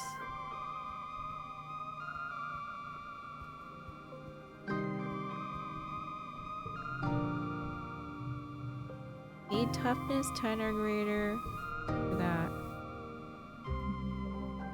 You murdered anyone yet? I mean, someone has died, if that's what you mean.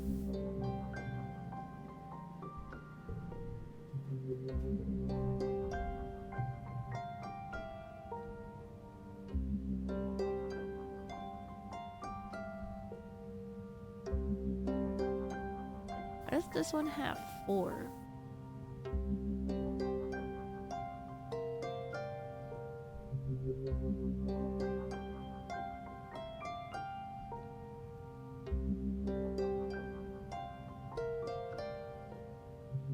Let's go full on to engineering again.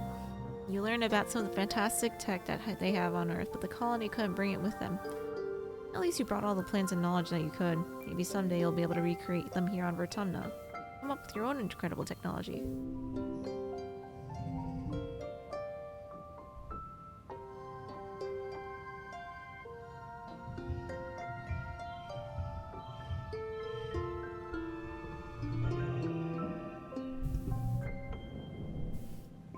It's the total number of stats you get from the activity. Oh. Okay. Thanks for that.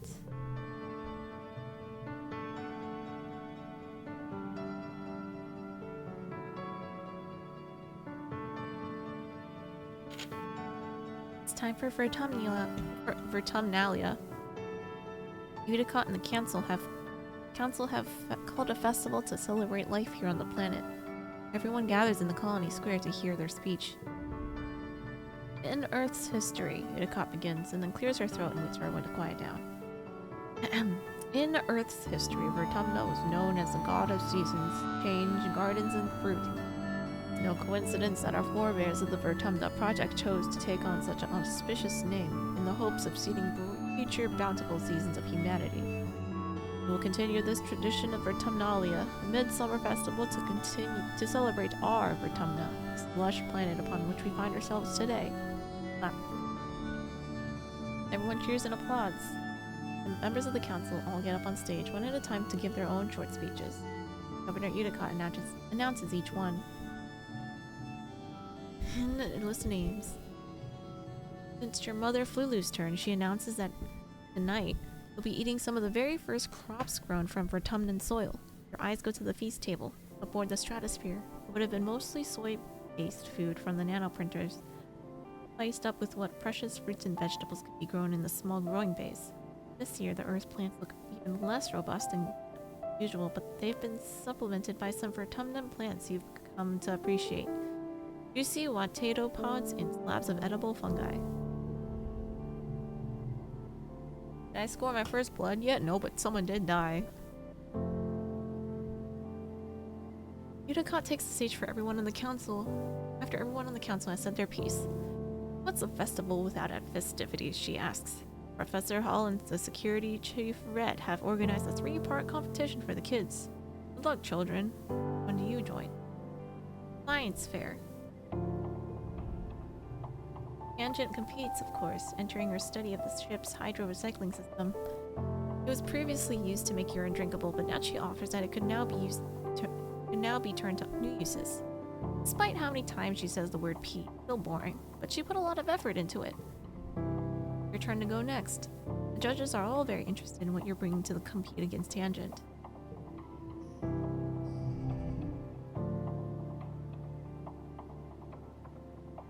Story challenges have 3 rounds instead of 1. After every round, you keep the cards you didn't play and unlock an extra slot to play them in. Lizzie isn't a bad thing to.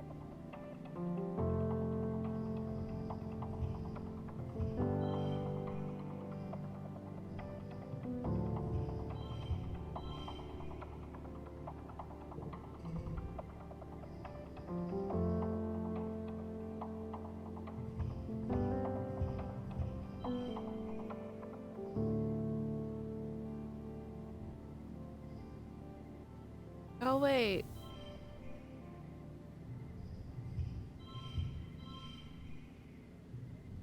Oh, if that's the highest value, that's when it...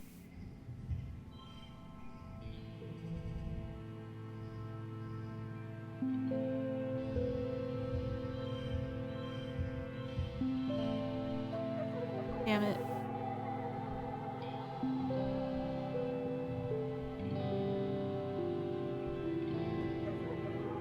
That's fine. Engine is too strong. Tangent wins. She accepts her prize with grace, having expected nothing less. Your baking soda volcano is much less impressive than you imagine. It just kind of fizzes, and you don't explain it very well. It's pretty clear that your dad helped. Maybe next year. After the festivities are over, everyone takes time off for a much-needed break.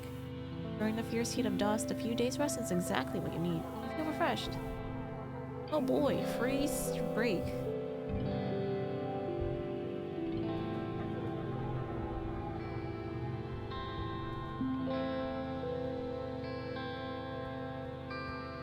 Is there something else I can grab?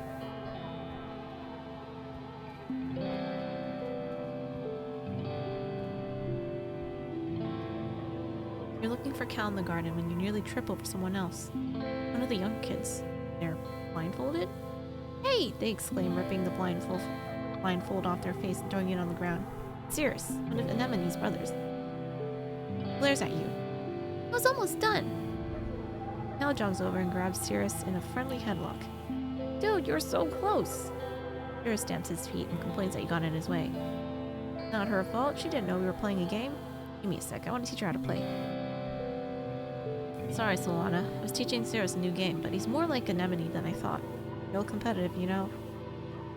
I've been trying to come up with different kinds of games other than sports ball. No winners or losers. I just want to have fun with my friends. Wanna learn how to play? Yeah, sure. Cal's smile looks like it's gonna stretch right off his face. Radical, he shouts, jumping up and down with excitement. Okay, so first put on this blindfold. Blindfold is a little scratchy and smells like dirt. You can feel Cal's big hands on your shoulders. I'm gonna spin you around and when I let go, you gotta listen to my instructions. You're gonna walk all the way to the cafeteria, okay? You nod. You can't see Cal's grin, but you can hear it in his voice as he spins you around and counts to 10. First, you gotta walk forward 10 steps. You follow Cal's instructions as best you can or make things difficult for him. We'll do our best. You take 10 steps forward, holding your hands out for balance. The rocky dirt between the garden beds crunches underneath your feet. Yeah, now turn to your right and take 15 steps until you get to the door. Okay, get it right. You turn to the right, walk forward, counting out 15. When you stop, Cal laughs. You can hear his footsteps crunching behind you. I forgot how much bigger I am than you. You're like 2 more steps away. You take 2 more steps until your outstretched hands land on the warm metal of the door. Success! Awesome! Now hit the door button on the right, and then keep walking forward until I say stop. Go really slowly, okay? You open the door and start to walk forward. The path slopes downwards and your feet slip a bit, even though you're moving as slow as you can.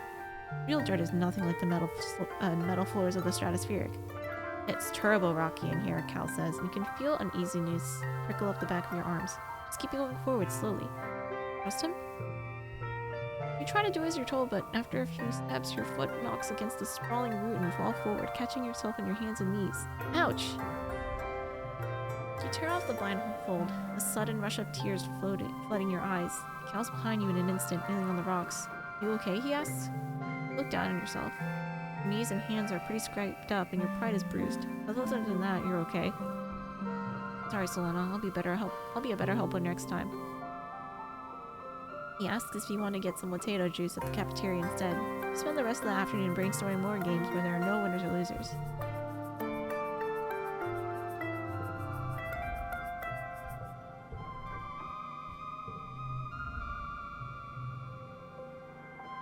This is sitting on the ground. Oh no, he says something new. Nothing new. Hi, Jet.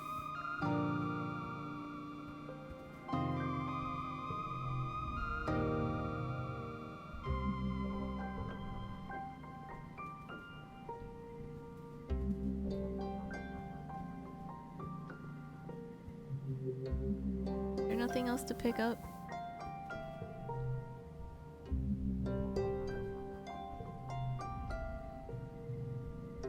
No.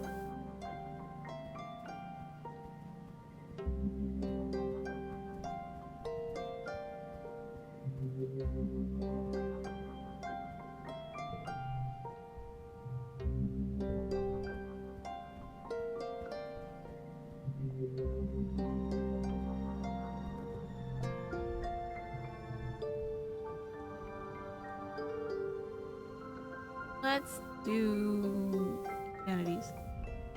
Welcome, Solana. Professor Hall greets you. I hope you're all warmed up and ready to study the glorious humanities. History, literature, language, media, and philosophy. And yeah, if you're lucky, we'll have a little ancient Earth poetry too. He seems excited about that last bit.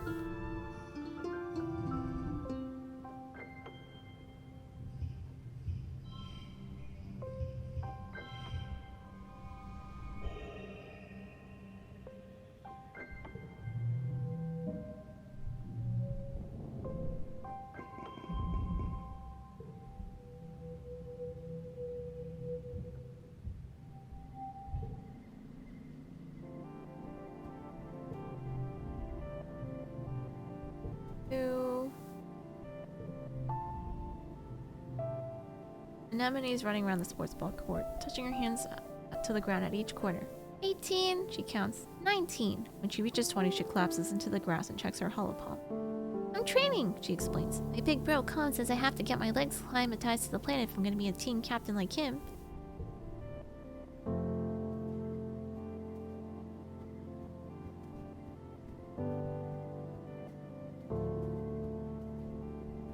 Thing here?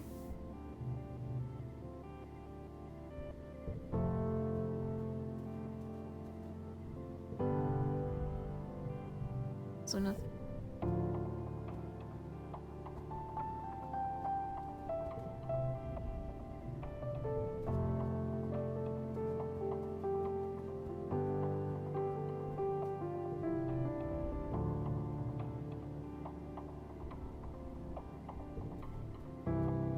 When do I join expeditions?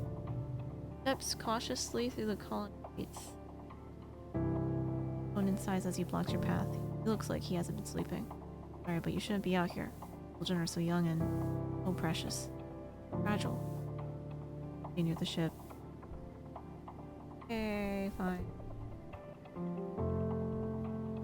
let's do physical activity, I guess. Your first day in the glorious world of agricultural soil conveyance. Oh boy. Morning, Solana. Looks like you're working for your old lady. Hope you don't expect me to go easy on you just because you're my daughter. He walks you through the geoponics wing, points out where everything is. Your job is to move, sod, compost plants, garden waste, and equipment from one place to another. Get comfortable with this, he says, pushing a squeaky old-fashioned wheelbarrow towards you. Now, any questions before you start moving the dirt? Don't we have machines for this? The construction crew's already claimed all the hover lifts, she says, shrugging. But they'll break down in a few years anyway, and we don't have the materials to fix them. He grips your forearm. We're planet side now. Use your muscles, nature's hydraulic pistons. Where do I move it again? I'm over there. She points to the dirt pile. To there. She points to an identical pile, 10 meters away. She sees your confusion. We have some very precious soil from Earth on the ship, full of all the nutrients and bugs and bacteria our plants need to grow. It was lost. An accident. I have to make more from scratch using vermin soil. This is part of the process. Why not use hydroponics? The ship, we grew most of our plants with their roots in the water, and it's true it was more hygienic that way, her mom replies. She brushes an insect off her arm, which lets out a loud squeak of objection. The hydroponic system is too much energy. Here, we have to grow as much as we can, the old-fashioned way. Get to work. That's my girl, your mom says, slapping you on the back. You stumble a little. Arms start to ache after the first half hour of work, but you keep going, and by the end of the month, you feel utterly drained and exhausted. But good somehow. You can feel your muscles growing already.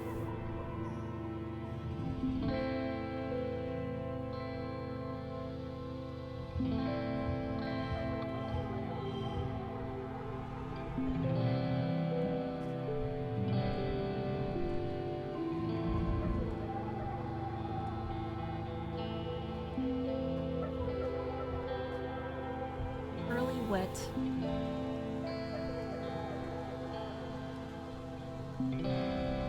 Mom is hard at work. This dirty bushwood log. Al is scratching a stick listlessly in the dirt, seemingly uninterested in your presence until you get right in his face. Oh, hey Solana, he says, mustering up a hollow smile. Sorry, I really feel like playing it today. It's pouring rain and everyone's trying to stay dry under the grass, blue lapis. Everyone except this. Off in the distance, over at the wall near the sports ball field. Definitely sulking. Tell someone. Tells his security chief Rhett that you saw Dis up to no good around behind the garrison. You're distracted, trying to put buckets under various leaks in the room. Pay much attention. Thanks, Solana. I'll check it out later, he says, waving you off. If there's a danger to the colony, one of the lookouts will catch it. Not so sure. No Dis. He's very good at hiding when he doesn't want to be found. I can see you! This is listening to his ears speak, completely ignoring you. Put yourself in his field of vision and he scowls. You want. Leave me alone.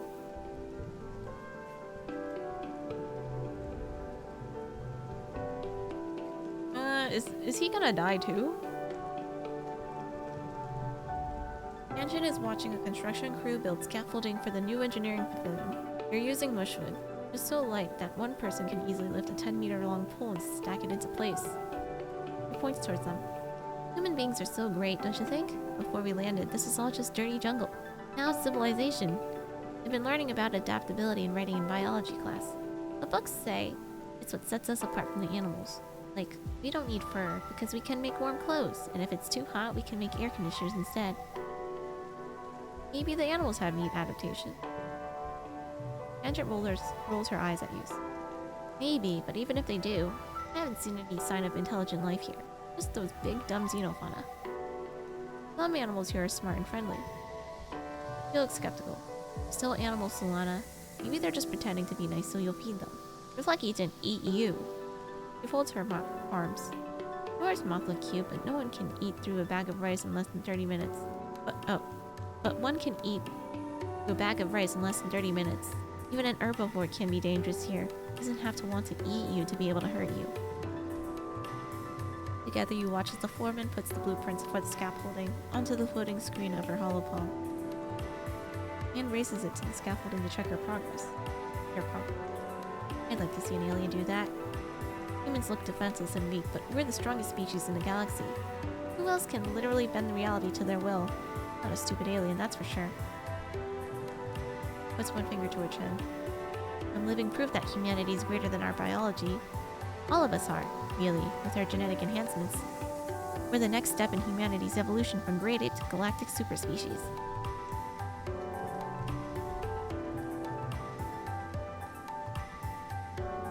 Does she want this log? Long shrugs. You should probably just keep it. I don't even know what I'd do with that. When you insist that she keeps it, she shrugs again. Sure, maybe I'll find use for it. She doesn't like the log either? SMH my head.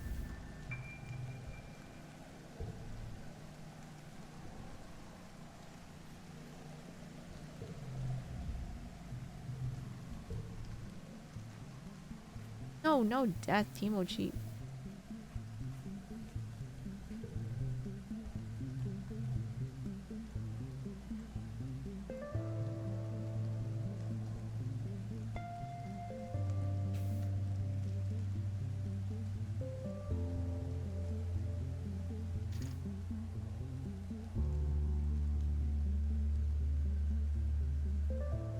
Let's be a well-rounded individual, I guess. Play sports. Amini meets you in the court. She's bouncing from one leg to the other in excitement. Brother Calm is organizing the youth team, she tells you. Kombucha offers you a high-fiving greeting and tosses a sports ball your way. Start with a practice game to see what you're good at. You and an Amini are team captains. So pick your team. Calm will fill in to even up the team, but he promised to go easy on the other side. Yeah. Mind if I play goalie, he asks. Sports ball is fun, but I don't really like to score against the other team.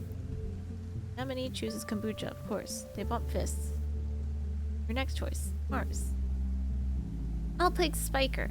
Mars runs to take position. Seems like she's in it for the glory. Hopefully she'll want to share some of that with the rest of the team. Face off 3-on-3. Start the game.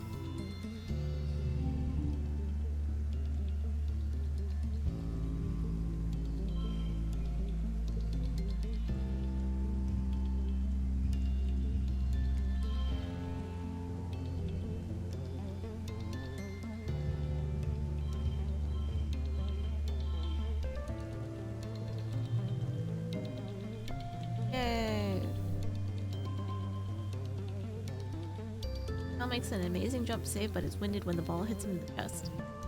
Score's tied with Anemone and Calm putting the pressure on, and then bam! You score the matching point with a rad spike all the way from the net line. Ahoo!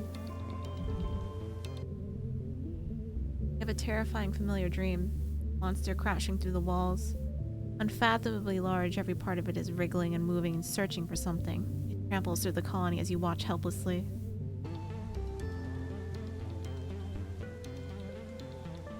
You drink? Yes. Time shifts to the wreckage of your home. You're picking through it, looking for something. Tears streaking down your dust-covered face as you lift heavy pieces of debris, searching. Wake up shouting, "No!" Your voice is drowned out by a deafening rumble from the skies outside. The bedroom windows is covered in dirt pouring from the clouds. You guess this must be rain, but you've never experienced it before. There's a bright flash from outside and then another crack. Rumble. Thunder. Be a thunderstorm. Still the early hours of the morning. You've almost forgotten your bad dream, but you're too unsettled to go back to sleep. Rain beats down on the roof of your quarters, joined now and then with great peals of thunder like footsteps of an angry beast. Run outside and play in the rain. It's surprisingly warm outside. The water feels nice hitting your head. Everything smells fresh, damp, and wonderful, and the dusty, packed ground has turned to squelchy mud between your toes. You don't go too far from the door to your quarters, but it's exciting being outside in the dark, watching dramatic streaks of lightning arc down to the hills behind the colony.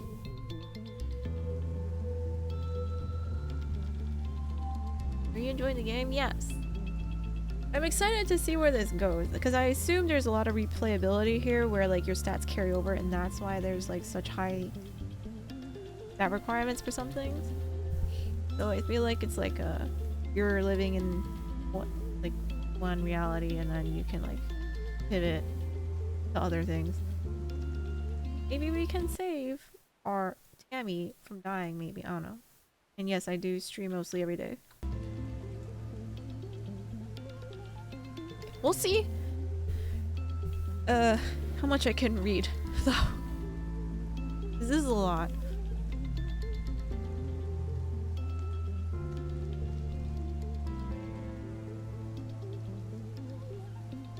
Alright, anything new from her? You didn't like my log, how ungrateful. Okay, he's still here, so that's good. He did not commit Sudoku. This is Sam. This is hanging out near the south gates, his hands in his pockets, idly staring at the ground and digging the toes of his boots in the dirt. He nods at you but doesn't say anything.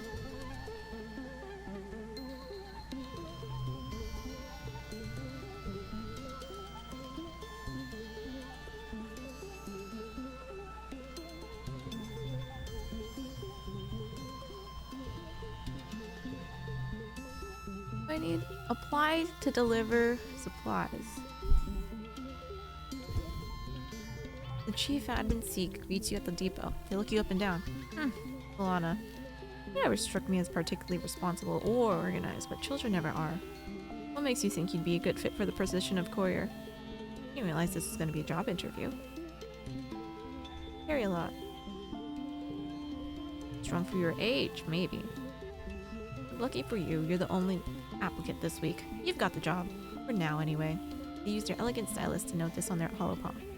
I'm back in a few minutes and you can help make deliveries. Yes, there will be kudos in it for you if you do it correctly. Pick an activity to do this month. Let's do this. Geek sends you all around the colony delivering supplies. During your first week, it's mostly small things you can carry by hand or push on a little cart. Stuff like tools and electronics. Some are high priority, which means you have to move fast. I'm getting to yell important delivery coming through. People actually get out of the way.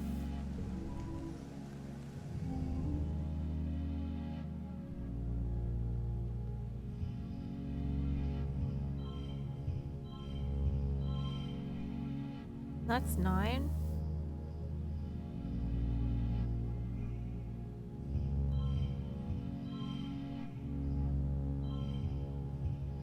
Okay, so we'll do this.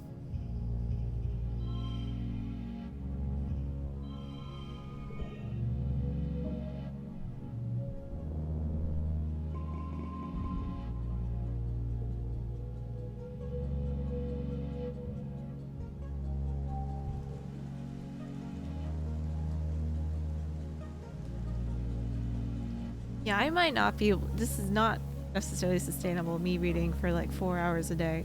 I read for like a couple days in a row. So I might have to split read. I'm not just narrating for 4 hours, because that'll definitely hurt me.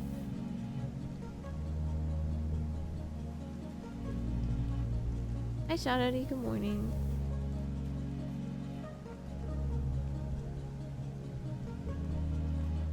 This is all the same at least though. Wait, what do I even have? Nothing.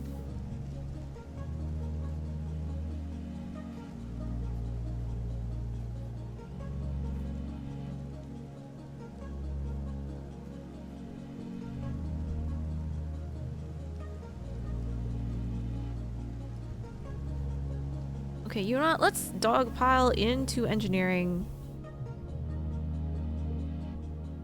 This month you explore making electronic music and learn a lot about manipulating the frequency and pitch of sound to make unusual and sometimes pleasant results. It's kind of amazing that music is just physics. Your creations to the HoloNet for people to download. It's nice to have something new to listen to.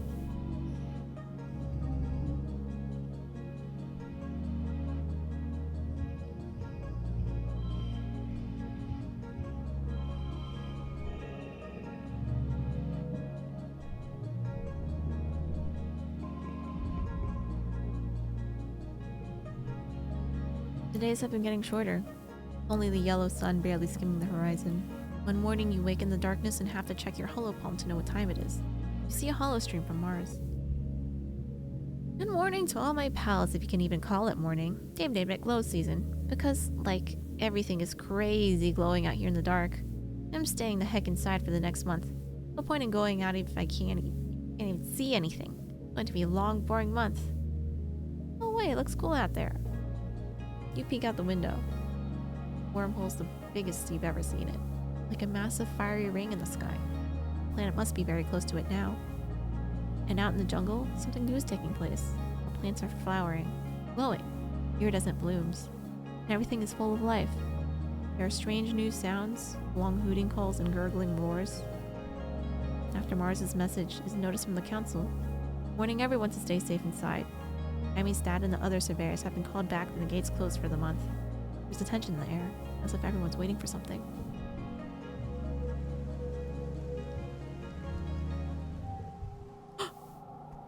Oh, it's just dark out!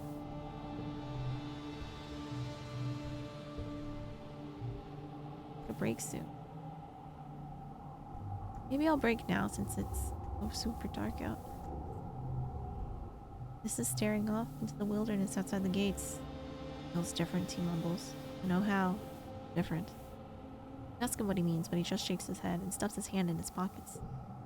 I want to be friends with him so that he doesn't commit Sudoku. How do I get brave? Ooh, crystal. Find a glittering crystal cluster.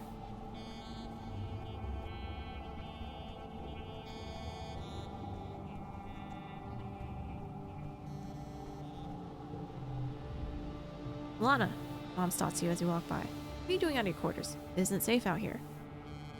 I'm going to school. She nods with grudging approval. Fair enough, she replies. Stay close to the stratosphere, got it? You don't know what's out there this time of year. As you walk away, or just out of earshot, you hear her mumble. It is beautiful, though. It is pretty. Amity, you good?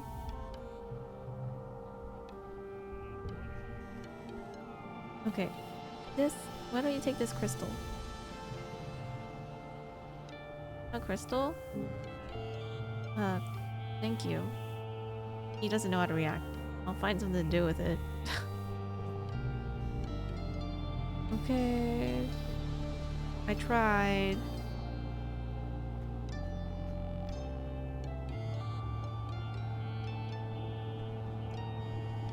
Alright,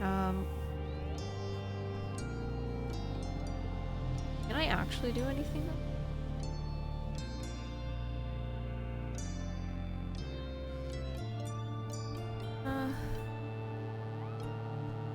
You know what? Let's break.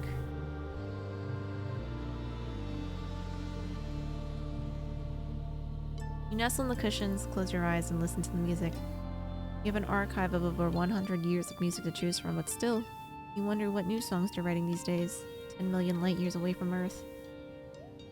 On Earth, the only new music you've heard is when the adults have come up with a new space shanty. It's nice. Good music for harmonizing with your friends as you work, but it's not really something you want in your ears all the time. Use it in there, pretty safe.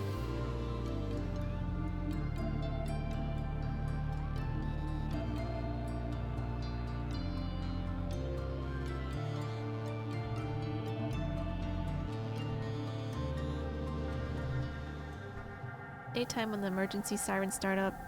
Well, what passes for day?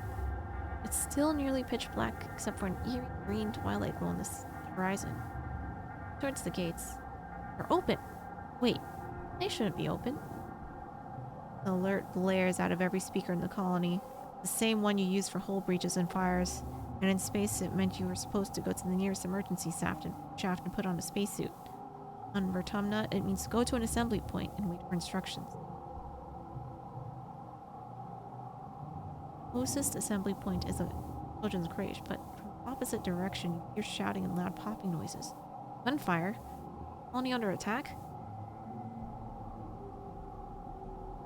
I don't have bravery. Well, hide in the crèche. Find Dis in the crèche and join him in hiding under the arts and crafts table. The lights are dim. Heard? He asked quietly. Not silently. This shrugs. I thought I would be, but I'm not, he says. I'm not scared of stuff like this. I can't help but glance at the holo projector on the wall. One that electrocuted your classmate Tammy earlier this year. The glowing bear looms over the room and for a moment looks more like a monster than a toy. You grew up here. Feels weird to be hiding here. Little kids again. You hear more gunfire and yelling, but within half an hour, you play the all clear tone. Chief Surveyor Tonin comes in to let you know it's all safe now. As the lights come back on, you glance at the hologram teddy bear again. Tonin was Tammy's dead. How can he be sure it's safe? How can he be sure anything is safe? Leave when your parents arrive with an ashen-faced Cal. We'll talk about what happened at Geoponics. After 2 weeks of darkness, with the blue sky barely skimming the horizon, it begins to move higher in the sky and the daytime returns. Council admits that they don't know how the gates were open, or how the creatures got in. Some of the attacking creatures were once thought to be docile. Others were species nobody had seen before. It was like something had driven them to assault the colony. At least nobody was killed this time.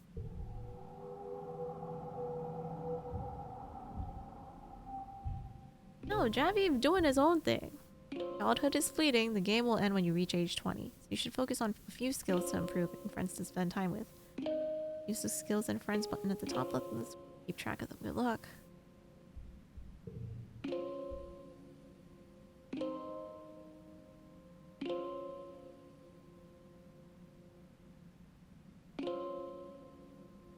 Okay.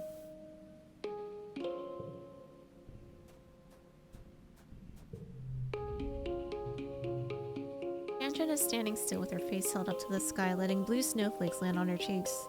They melt almost immediately. She doesn't move as you approach. After a minute, she winces and rubs her eyes. It stings. It's made of acid. Acid snow? Hang nods. Professor Hal says it isn't harmful, and it is an important part of the natural cycle here. It freezes at 12 degrees Celsius and turns into tiny crystals that are so heavy they fall from the clouds. You can see them under a microscope. She sticks her tongue out and lets some flakes fall on it. It tastes kind of sour, but sweet, she observes. Fascinating. We know what it's made of, but our understanding is incomplete, he says, and places the jar on an outcropping of rocks. The big mushrooms change in shape and color before the snow begins to fall. I wonder, there's some sort of signal that precedes the changing of seasons? What happens if I expose samples collected in dust season to snow from quiet season? There's so much to learn about this planet. Can't wait.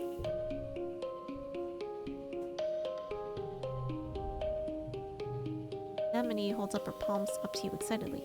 Lana, look! Her palms are covered with a collection of scrapes and blue flaky scales. Getting tougher every day.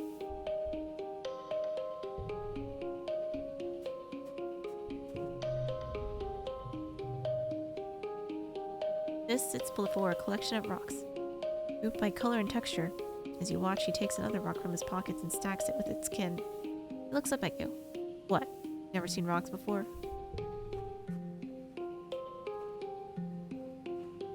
Tonin is still... Well, hey there, Solana. Uncle Tonin tries to muster a little smile. Afraid you better stick to sports ball for now, okay? It's a tough world outside those walls.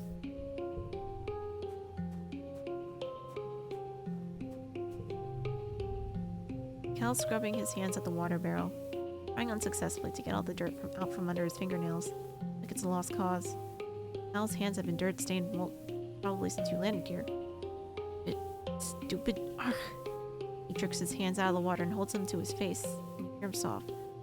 Why did they have to? It's not fair. We didn't do anything to him. He wipes his eyes and startles when he sees you. Oh, sorry. I didn't see you there. I was just washing my hands. Biology 20 or greater.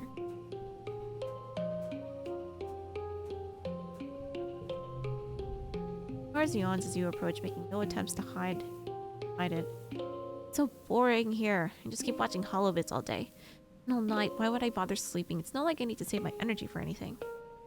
I wish I were in a holovid, then maybe something interesting would happen. Did they not just have a lockdown? What are you talking about, girl? how sparkly things are. Wow.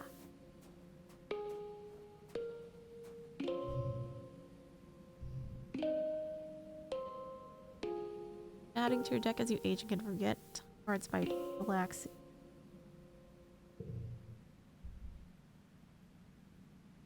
Items on the ground while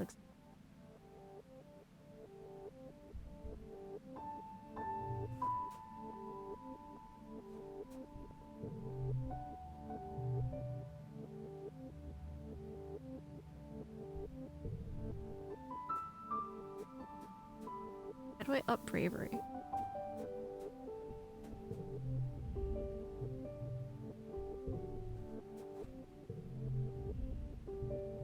Your mom blinks at you like she hasn't seen you in a while.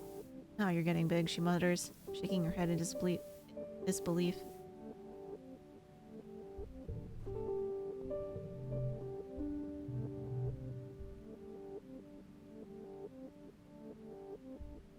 Okay, let's go back class, I guess.